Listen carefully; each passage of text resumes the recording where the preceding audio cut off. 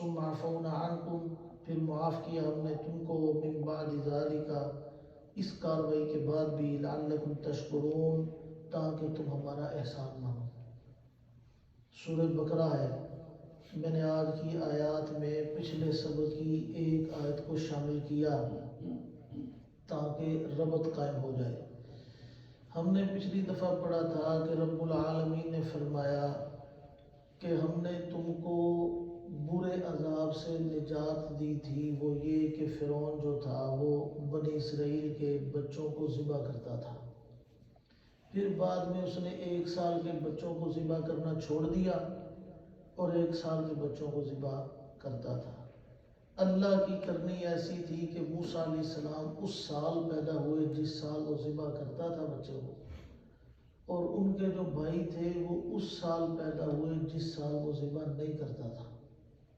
پھر اللہ تعالیٰ نے اپنی قدرت کاملہ سے فرعون کے گھر میں 30 سال تک موسیٰ علیہ السلام کی پرورش کرائی، بتانے کے لیے کہ تم ربکم الاعلیٰ نہیں، رب الاعلیٰ میں ہوں۔ آج جو آیات ہیں، فرمایا کہ وَإِذْ فَرَقْنَا بِكُمُ الْبَحْرَ، موسیٰ علیہ السلام نے حضرت ہارون کو، اپنے بھائی کو کہا کہ پوری بنی اسرائیل کو لو اور لے کر کے یہاں سے نکلو اور جا کے فلسطین میں جا بسو۔ مصر سے نکلنا تھا، فلسطین کی طرف جانا تھا۔ تو جب وہ جا رہے تھے، وقت تھا سحری کا، فرعون کو پتہ چلا، مخبری ہوئی کہ بنی اسرائیلی تو سارے کے سارے اپنے بال بچے لے کر، سارا سامان، ساز و سامان لے کر یہاں سے بھاگے ہیں۔ تو اس نے اپنی جمیع فوج کو جمع کیا اور حامان کو بھی ساتھ لیا اور بنی اسرائیل کا پیچھا کرنا شروع کر دیا۔ سحری کا وقت تھا جب یہ پہنچے تھے دریائے کلزم کے پاس، بڑا گہرا دریا تھا۔ تو جب وہاں پہ پہنچے، اب بنی اسرائیل نے حضرت موسیٰ علیہ السلام سے کہا کہ اب ہم کیا کریں، پیچھے فرعون ہے اور آگے دریا ہے، یہ ہم کہاں پہ پھنس گئے ہیں۔ تو حضرت موسیٰ علیہ السلام نے فرمایا کہ گھبرانے کی ضرورت نہیں، کہ میرے ساتھ اللہ تعالیٰ ہے، انشاءاللہ ان معی ربی سیہدین، اللہ تعالیٰ کوئی نہ کوئی راستہ ضرور نکالیں گے۔ اب ہوا یہ کہ جب فرعون پاس پہنچا، ابھی قریب تھا، کہ رب العالمین نے حضرت موسیٰ علیہ السلام پر وحی کی اور کہا کہ میں نے جو آپ کو عصا والا معجزہ دیا ہے، وہ اپنے والا عصا جو ہے وہ پانی کے اوپر مارو۔ حضرت موسیٰ علیہ السلام نے پانی کے اوپر اپنا وہ عصا مارا تو وہاں پہ راستے بن گئے۔ وہ اس طرح راستے بنے کہ ایسے لگتا تھا کہ بڑی بڑی دیواریں، اور روایات میں آتا ہے وہ پانی کی جو دیواریں بن گئی تھیں ان کے اندر اللہ تعالیٰ نے کھڑکیاں بھی بنا دی تاکہ یہ ایک دوسرے کو دیکھتے ہوئے گزرے، ان کو تسلی رہے کہ وہ بھی آ رہا ہے، وہ بھی آ رہا ہے، سارے ہی آ رہے ہیں۔ یہ نہ ہو کہ اس راستے میں جو جا رہے ہیں ان کو پتہ ہی نہ چلے اور فکر مند رہے کہ پتہ نہیں پچھلے آ رہے ہیں کہ نہیں آ رہے، وہ ایک دوسرے کو دائیں بائیں دیکھتے ہوئے چلتے جائیں۔ اب یہ اللہ تعالیٰ کا کتنا بڑا احسان تھا کہ فرعون کے ظلم سے نجات بھی دلائی، اور عین وہ جب سر پہ پہنچا تو اللہ تعالیٰ نے اپنی کمال محبت دکھاتے ہوئے بہتے ہوئے دریا کا پانی جو ہے وہ دیواروں میں بدلا اور اندر سے سارا خشک کیا۔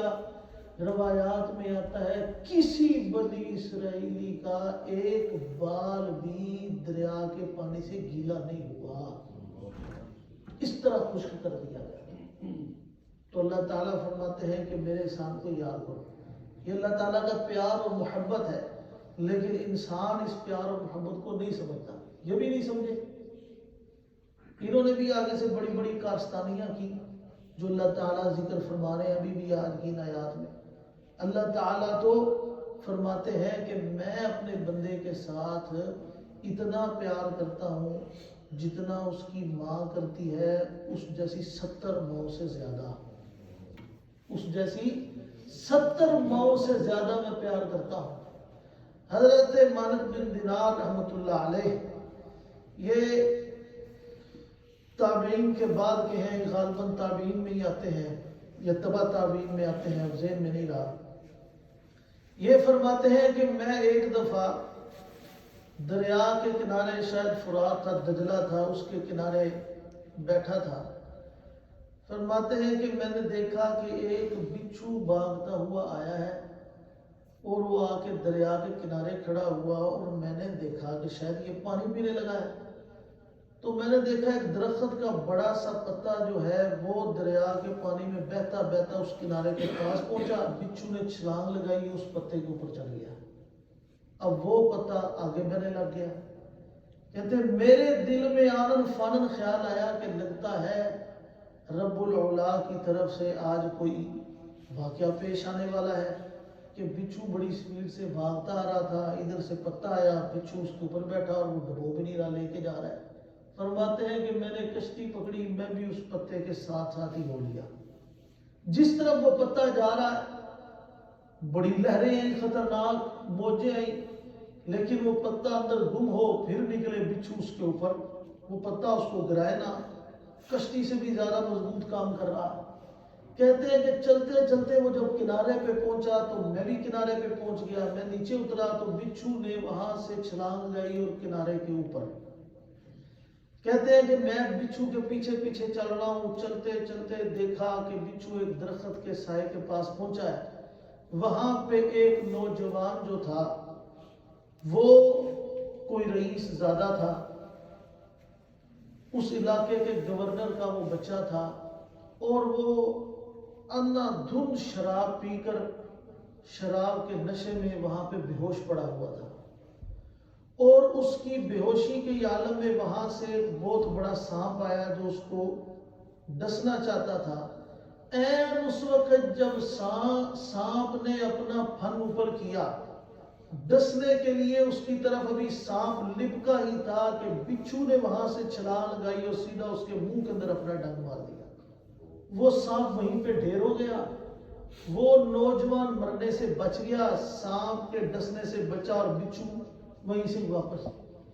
کہتے ہیں میں نے دیکھ کے اللہ تعالیٰ کی بڑی حمد و ثنا بیان کی، میں کیا واہ مولا، کہاں سے دریا پار سے وہاں پہ بچھو ایک پتے کے اوپر آیا ہے۔ میں نے اس نوجوان کو جگایا، وہ نوجوان اٹھا، میں نے اسے کہا کہ تم سوئے پڑے ہو۔ وہ شرمندہ تھا کہ یہ مالک بن دینار کہاں پہنچ گئے، میں نے تو شراب پی رکھی ہے۔ میں نے کہا دیکھو تو صحیح ہوا کیا ہے۔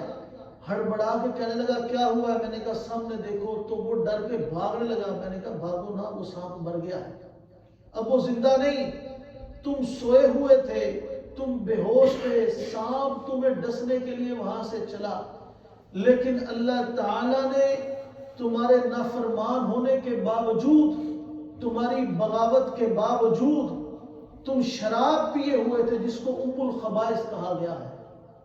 یاد رکھیے کہ جس کے پیٹ کے اندر اس کا قطرہ بھی چلا جائے، علماء نے لکھا ہے 40 دن تک اس کی عبادت بیکار ہے۔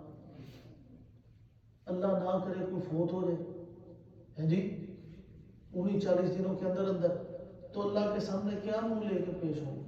اللہ کے سامنے چھوڑے۔ آقا علیہ السلام نے فرمایا کہ ہر انسان کی قیامت اس کی آنکھ بند ہوتے ہی شروع ہو جانی ہے۔ آنکھ بند ہونے کی دیر ہے تو اس کی قیامت شروع، تو اسی حالت میں آنکھ بند ہو گئی تو کیا بنے گا؟ جو ہی قبر میں پہنچے اور انہوں نے کہنا ہے چلو جی سیدھا کر لو اس کو، وہ تھانے میں رکھا ہوتا ہے نا، میرے بعد میں تیرے انتظار ہے۔ اللہ پاک ہم سب کی حفاظت فرمائے۔ تو اس حالت میں اگر موت واقع ہو جائے، حضرت مالک بن دینار رحمۃ اللہ علیہ کہتے ہیں میں نے اسے کہا اللہ کے بندے تم شراب کے نشے میں تھے پھر بھی اللہ تعالیٰ کی کمال محبت اور پیار دیکھو۔ کہتے ہیں جب میں نے اسے بتایا کہ ایسے ایسے بچھو آیا تھا، وہ چیخیں مار کے رونے لگا۔ اس طرح کی اس نے توبہ کی کہ اپنے وقت کے بڑے بڑے محدثین اور فقہاء میں پھر اس بچے کا شمار ہوا۔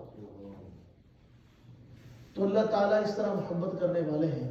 فرمایا کہ ہم نے تمہیں نجات دی، سمندر میں اس دریا میں اس طرح راستے بنائے، اور یہ وادی طیہ جس کو وادی سنائی اب کہتے ہیں، تقریباً اس کی لمبائی جو تھی وہ 34 میل اس کی لمبائی تھی اور 24 میل اس کی چوڑائی تھی. وہاں پہ پہنچے, حضرت موسیٰ علیہ السلام کو کہنے لگے, وہ اپنی طرف سے سیانے بھی بڑے تھے, ڈیمانڈ خود کرتے تھے اور بعد میں عمل بھی نہیں کرنا. کہنے لگے جی دیکھیں ہم انسان ہیں, انسان کے لیے کوئی نہ کوئی قواعد و ضوابط ہوتے ہیں تب بھی زندگی گزرتی ہے, ایسے تو نہیں گزرتی. اگر آپ اللہ کے پیغمبر ہیں تو کوئی قواعد و ضوابط لے کے آئیے تاکہ ہم اس کے مطابق زندگی گزاریں. حضرت موسیٰ علیہ السلام نے فرمایا ٹھیک ہے. رب العالمین نے فرمایا کہ تمہیں 40 راتیں, پہلے 30 راتیں تھا, جب وہاں پہ پہنچے تو پھر 40 راتیں اس لیے کر دی گئی, وہ 40 راتوں کا چلا کہ 30 راتوں میں اللہ کے پاک پیغمبر مانگتے رہے, تو اگلی جو 10 راتیں تھیں ان 10 میں اللہ تعالیٰ نے وہ تورات کی 10 تختیاں نازل فرمائی. انہوں نے پیچھے کیا کیا کہ وہ ایک سامرا قبیلے کا آدمی تھا, اس کو سامری کہتے تھے, اس کا نام تھا موسیٰ بن ظفر, نام اس کا بھی موسیٰ تھا, باپ کا نام ظفر تھا. اس نے, وہ تھا تو دنا آدمی لیکن تھا منافق. جس رات کو بنی اسرائیلیوں کو اللہ تعالیٰ نے دریا میں وہ راستے بنوا کے وہاں سے گزارا تھا نا, موسیٰ علیہ السلام کے آگے آگے موسیٰ علیہ السلام کی رہبری کر رہے تھے حضرت جبریل علیہ السلام. حضرت جبریل علیہ السلام جس گھوڑے پہ سوار تھے وہ گھوڑا جہاں پہ قدم رکھتا تھا وہیں پہ زمین پہ سبزہ اگتا تھا, کیونکہ وہ جنت کا گھوڑا تھا. اب یہ دیکھ رہا تھا کہ فاصلے پہ اس طرح سبزہ اگتا ہے.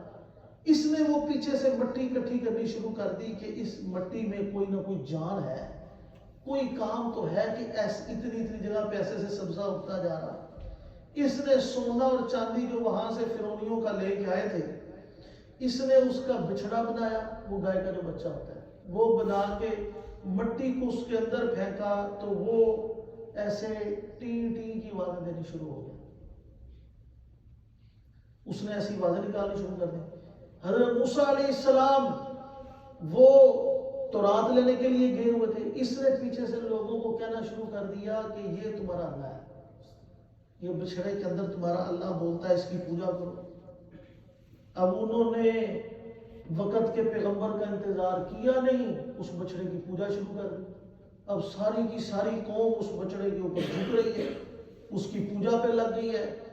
حضرت موسیٰ علیہ السلام وہاں پہ تورات لینے کے لیے گئے ہیں, جب واپس آئے آ کے دیکھا کہ ساری قوم کا بیڑا غرق ہوا پڑا ہے, بچڑے کو خدا مان کر اس کی پوجا کیے جا رہے ہیں. یہ پیچھے اپنے نائب کے طور پہ حضرت ہارون علیہ السلام جو آنے والے وقت کے پیغمبر تھے, ان کے بھائی تھے سگے, ان کو چھوڑ کے گئے تھے. انہوں نے ان کو داڑھی سے اور سر کے بالوں سے پکڑ کے جھنجھوڑا. حضرت موسیٰ علیہ السلام بڑی گرم طبیعت کے تھے, جلالی پیغمبر تھے, تو انہوں نے جھنجھوڑا. انہوں نے کہا کہ میں اس لیے تمہیں چھوڑ کے گیا تھا کہ تم نے قوم کو کس طرح ان کو منع کیوں نہیں کیا. وہ آگے سے کہنے لگے یا یبن امہ, اے میری ماں کے بیٹے میرے ساتھ ایسا نہ کرو, میں نے ان کو اتنا منع کیا تھا, اتنا زور لگایا تھا, مجھے خطرہ پیدا ہو گیا تھا کہ کہیں یہ مجھے قتل نہ کر دے. میں نے اتنا زور لگایا, اس کے باوجود یہ منع نہیں ہوئے. اب میرا اس میں نہیں قصور, میں نے اپنا فرض ادا کیا. حضرت موسیٰ علیہ السلام نے پھر قوم کو سمجھایا, بڑی محنت کی. بڑی محنت کرنے کے بعد ان کے عقل میں یہ بات آئی تو انہوں نے وہ بچھڑے کی پوجا چھوڑی. اب جب بچھڑے کی پوجا چھوڑی تو رب العالمین فرماتے ہیں من بعدہ وانتم ظالمون, کہ میں نے اس کے بعد تمہیں معاف کر دیا جب تم نے ظلم کیا تھا. کون سا ظلم؟ یہ شرک والا.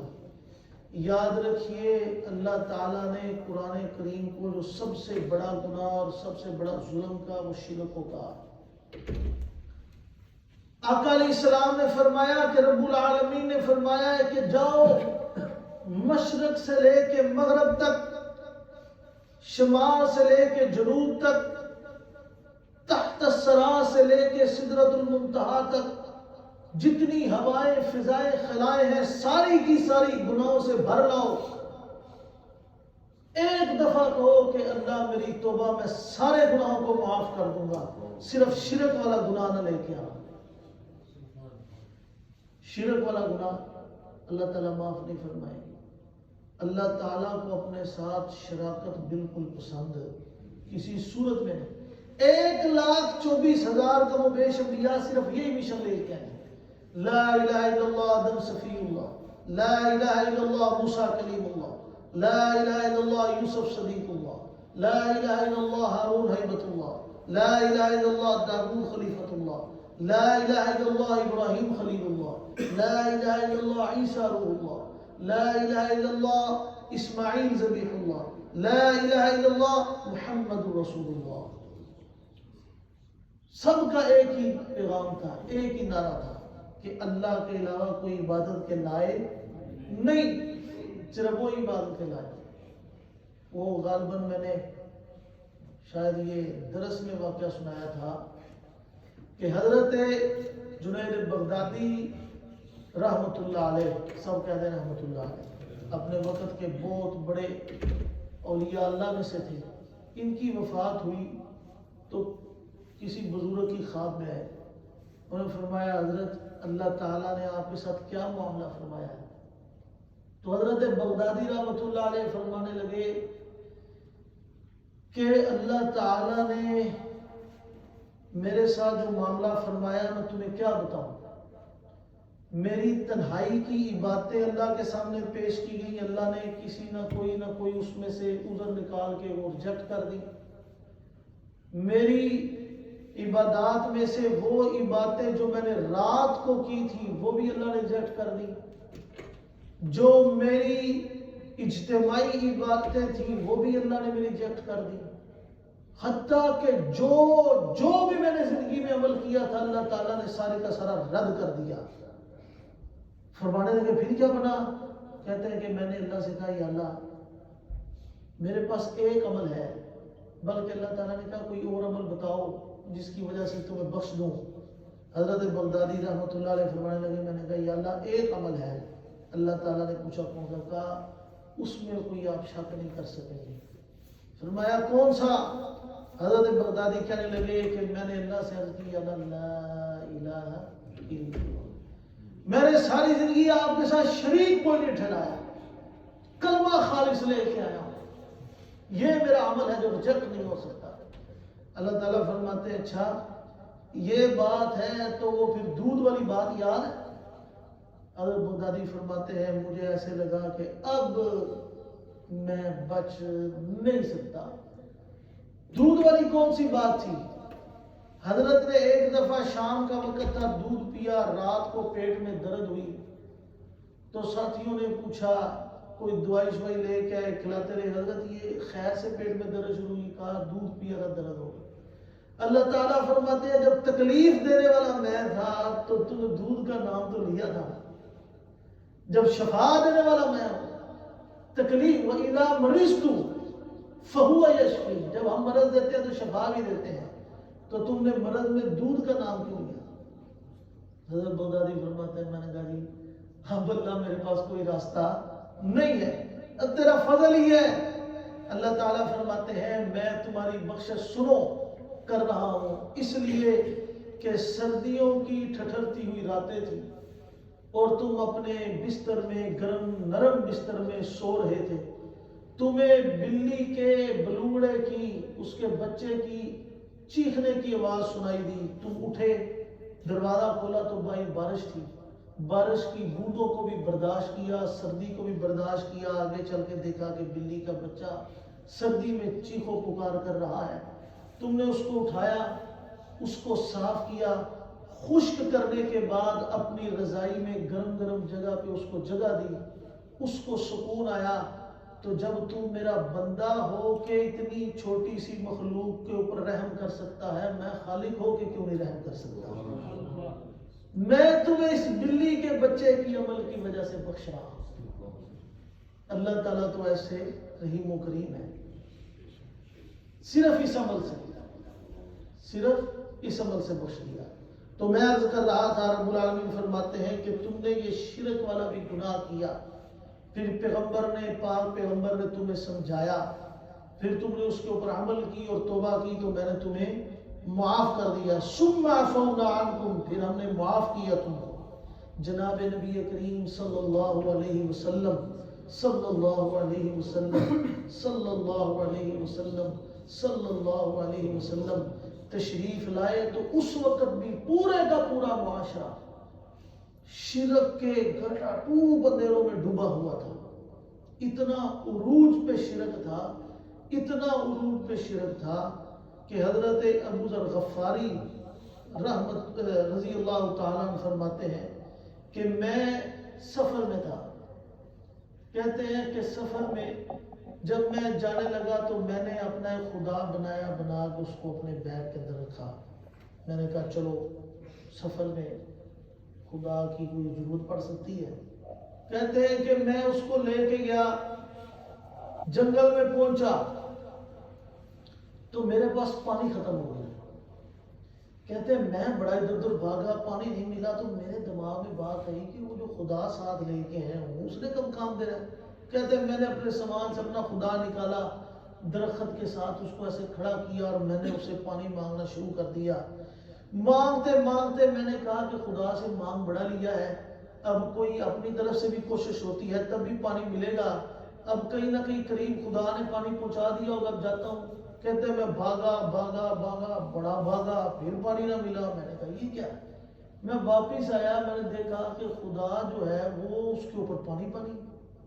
میں نے کہا یا خدایا پیاسا میں ہوں، مانگتا میں رہا ہوں، مجھے پینے کے لیے نہیں مل رہا اور تم ادھر تاڑیاں لگا رہے ہو، تم ادھر پانی میں غسل کر رہے ہو.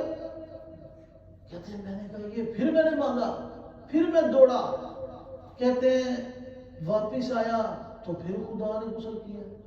کہتے ہیں میں چھپ گیا. میں نے کہا کہ اب جب خدا میرا غسل کرے گا تو میں دیکھوں گا کہ یہ کہاں سے پانی اس کو مہیا ہوتا ہے، میں وہاں سے پی لوں گا. کہتے ہیں میں درخت کے پیچھے چھپ کے دیکھ رہا تھا، ایک بندر آیا، اس نے میرے خدا کے اوپر پیشاب کیا. ہے جی. حضرت ابو ذر غفاری کہتے ہیں اس وقت میرا دل جو تھا وہ پھٹا. میں نے کہا کہ ان خداؤں کی ہم پوجا کرتے ہیں. اس سفر سے واپس گیا تو حضرت جناب امام الانبیاء محمد رسول اللہ صلی اللہ علیہ وسلم نے اعلان نبوت کر دیا تھا. کہتے ہیں کہ میں وہ تھا کہ وہ اپنے خدا والا واقعہ میرے دماغ میں تھا. میں نے کہا یہ جو شخص ایک خدا کی طرف بلا رہا ہے راستہ یہی ٹھیک ہے، وگرنہ اس خدا کا حال کیا تھا کہ بندر پیشاب کر رہا ہے، وہ اپنے آپ کو پیشاب سے نہیں بچا رہا. تو اس طرح معاشرہ ڈوبا ہوا تھا. تو آقا علیہ السلام نے جب ان کو دعوت توحید دی، انہوں نے پھر دعوت توحید کو اس طرح گلے لگایا کہ قرآن کریم میں اللہ تعالیٰ نے فرمایا کہ اگر تم ایمان لانا چاہتے ہو تو ان کی طرح ایمان لاؤ. اگر تم یہ پیغمبر کی جماعت کی طرح ایمان لاؤ گے تو میں اللہ تمہارا ایمان قبول کروں گا. یعنی ان کو ماڈل بنا دیا، نمونہ بنا دیا. پھر ان کے لیے اللہ تعالیٰ نے سرٹیفکیٹ جاری کیے، رضی اللہ عنہم ورضوا عنہ، کہ میں اللہ ان سے راضی اور یہ مجھ سے راضی. یہ چھوٹی سی ڈگری نہیں ہے، تو اللہ تو راضی ہو، اللہ کہتے ہیں شکر ہے میرا اللہ میرے پہ راضی ہے. اللہ تعالیٰ آگے کہتے ہیں یہ مجھ سے راضی ہے، یہ مجھ سے راضی ہے. یہ بہت بڑی بات ہے. دو صحابہ اکرام کا ایک واقعہ میرے ذہن میں آ رہا ہے. یہ 1929 کا واقعہ ہے. ابھی اس کو 100 سال پورے نہیں ہوئے. 2029 میں 100 سال پورے ہوئے. یہ 1929 کا واقعہ ہے. یہ واقعہ ہے عراق کا، بغداد کے علاقے کا، دریائے دجلہ کے کنارے پہ حضرت حذیفہ بن یمان رضی اللہ تعالیٰ اور حضرت عبداللہ بن جابر رضی اللہ تعالیٰ عنہ کی قبر مبارک تھی. اس وقت کا جو بادشاہ تھا اس کی خواب میں یہ دونوں حضرات آئے. انہوں نے کہا جی ہماری قبروں کی طرف دریا کا پانی آ رہا ہے، اس کا کوئی انتظام کرو، یہ پانی روکو. ایک دفعہ خواب بھئی، دوسری دفعہ خواب بھئی. اس نے وہاں پہ جو مستری تھے، جو انجینئر تھے اس وقت کے، ان کو لیا اور کہا کہ یہ قبر کی سیدھ پہ جاؤ دریا کے اندر سے کھدائی کرو، دیکھو کس طرف سے پانی قبر کے اندر جا رہا ہے، اس پانی کو روکو۔ انہوں نے بڑے دیر 3-4 ہفتے مہینہ کام کیا، بڑی تگ و دو کی، انہوں نے کہا جی کسی طرف سے بھی پانی اندر جاتا